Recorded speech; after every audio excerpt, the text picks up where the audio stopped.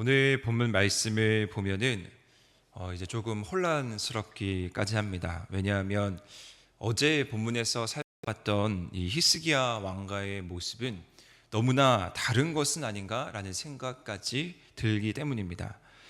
어제 본문에서 봤듯이요, 히스기야는 다른 여느 왕들과 달리 최고의 칭찬을 받았던 왕 중에 한 명이었습니다. 다윗과 같이 행하였다. 그리고 정직하게 행하였다. 그리고 거기서 그친 것도 아니고요, 여러 산당을 제하고 우상을 부수고 멀리한 대표적인 왕이었습니다. 그리고 또 어떻게 표현되어 있냐면, 하나님을 전적으로 의지했던 왕이기에 여호와와 연합하여서 모든 것이 형통했다라는 것이 히스기야의 평가였습니다. 더불어 그가 블레셋도 물리치고 영적으로나 정치적으로나 아주 큰 공을 세운 왕이 히스기야 시대에 있었던 일이었습니다. 자, 그런데 히스기야가 이 시대의 아수르가 자꾸 그 주변의 세력을 넓혀가는 겁니다. 신흥 강대국으로 떠오르고 있는 아수르의 입장에서는 유다 이 히스기야가 거슬릴 수밖에 없었죠. 그래서 아수르는 히스기야의 주변의 연합 세력들을 차례차례 굴복시키면서 진군하게 됩니다. 히스기야 입장에서는 이제 이 너무나 커져버린 아수르가 자신이 상대하기에는 버겁다라고 여겼던 것 같습니다.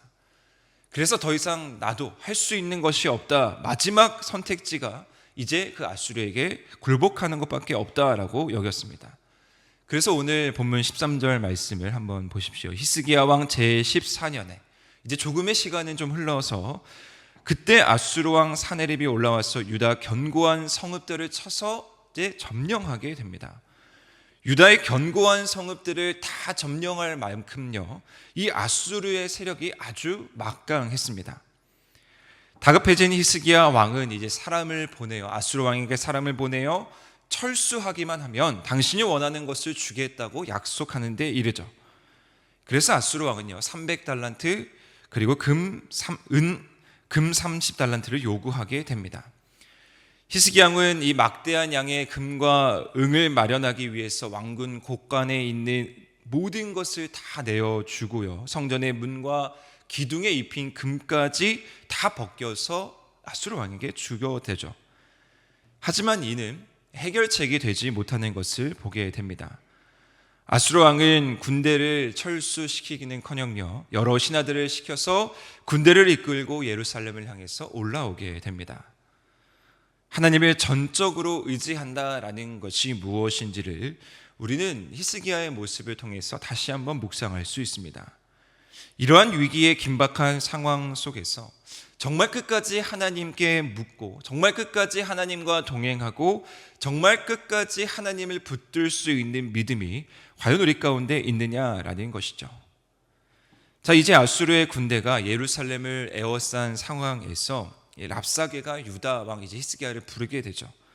왕 대신에 몇몇의 신하들이 이 랍사게 앞에 나아가게 되는데, 이 랍사게가 어떤 일을 오늘 이제 본문 하반부에서 벌이고 있냐면요, 그 이스라엘 백성들을 완전히 조롱하고 모욕하고 있습니다.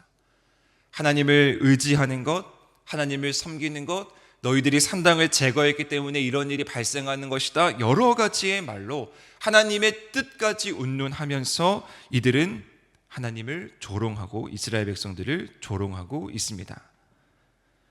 무엇을 오늘 이 본문 가운데에서 이야기하고 싶은 것일까요? 단순히 히스기야 왕의 이 무능함을 보여주려고 하는 것은 아닐 것입니다. 무기력한 히스기야 왕의 모습, 이 히스기야 왕도 또 이전의 왕들과 다를 것 없이 그런 모습들을 답습하고 있구나, 그런 것을 보여주려고자 하는 것은 아닐 것입니다. 분명히 성경 저자는요, 히스기야는 자신이 할 수 있는 최선으로 정직함으로 행했고, 또 다윗의 길을 가고자 노력했으며, 또 하나님을 온전히 의지하고 온전히 하나님을 붙들었다라고 말하고 있었습니다. 분명히 히스기야 왕은 하나님을 의지하고 형통했던 왕이다라는 것이죠. 자, 그런데 이러한 히스기야도요, 아수르라는 큰 대적을 만났을 때 넘어질 수밖에 없다라는 것을 보게 된다라는 것이죠. 왜 그렇습니까? 히스기야가 아수르 군대 앞에서 하나님을 버리고 떠납니까? 믿음을 저버리고 떠납니까? 아닙니다.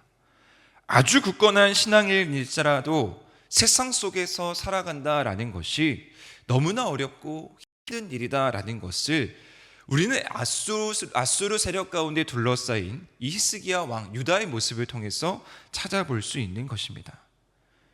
그리고 랍사게라는 사람을 등장시켜서 마치 그리스도인들을 조롱하는 것처럼 보이는 이 모습을 통해서 세상이 우리를 대하는 태도가 어떠한지를 발견할 수 있는 것이죠.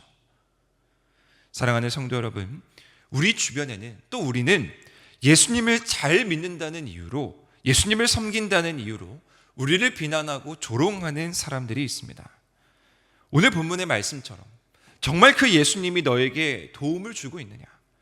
다른 길을 가면 편하게 살 수 있고 재밌게 살 수 있는데 왜 다 그 좋은 것들을 물리치고 예수님을 믿으며 어려운 길을 가려고 하느냐? 산당에서 편하게 제사하면서 우리의 신을 섬기면서 우리의 방법대로 즐기면서 살면 되는데 왜 그것을 없애고 힘들게 살려고 하느냐라고 말입니다. 계속해서 우리를 의심하게 만들고 계속해서 우리를 넘어지려고 하는 것이 세상의 방법이죠. 우리는 오늘 말씀을 묵상하면서 그 갈등의 절정, 그 기로에 서게 됩니다. 그렇다면 우리는 그 갈등 가운데 있어 과연 어떻게 그 갈등을 극복해야 하는지를 묵상해야 하는 것이죠. 우리는 분명히 악과 타협하지 말아야 되고 세상과 의지하지 말아야 하는 것을 알고 있습니다. 히스기야가 아수르의 강한 세력 앞에서 굴복하는 태도를 보이자 어떻게 합니까? 그 잠깐의 그 태도로 인해서 밀물같이 밀려오는 사단의 공격 또 유혹이 있었습니다. 이것은 무엇을 보여주냐면 성도는 세상에 절대 무릎 꿇어서 안 된다라는 것을 보여줍니다. 세상이 강할지라도요, 그 세상 앞에서 어떠한 모습으로든 굴복해서는 안 되는 것이죠. 자, 그런데 그러기 위해서 우리에게 필요한 것이 무엇입니까? 더 단단하고 더 뿌리 깊은 신앙, 더 철저한 신앙이 우리 가운데 필요하다라는 것을 우리는 묵상하게 됩니다. 정직했던 그리고 완벽한 것처럼 보였던 히스기야 왕도 아수르라는 강력한 군대 앞에서 무너졌습니다.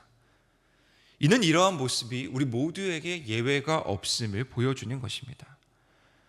우리의 신앙이 바로 서 있다고, 우리가 완벽하게 예수님을 믿고 있다고, 우리가 철저하게 예배 중심적으로 살아가고 있다고 우리는 자만하면 안 됩니다.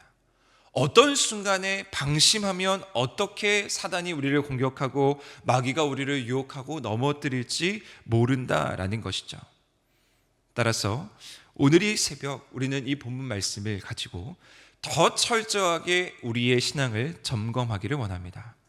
다니엘이요, 사자굴에 들어가서도 이겨낼 수 있었던 것처럼, 에스더가 죽으면 죽으리라 라고 말씀하면서 각오하며 나갔던 것처럼, 바울이 어떠한 상황과 환경 속에서도 옥에 갇혀서도 기뻐할 수 있었던 것처럼 그러한 철저함으로 무장해야지만 우리가 어떤 상황에 놓여지더라도, 우리가 뜻하지 않는 적들을 만날지라도 우리가 그것을 이겨낼 수 있다라는 것이죠. 자, 그러면 우리에게 또 이러한 질문이 들죠. 왜 우리가 그런 것까지 감내하면서 더 철저하게 신앙을 지켜야 하는가?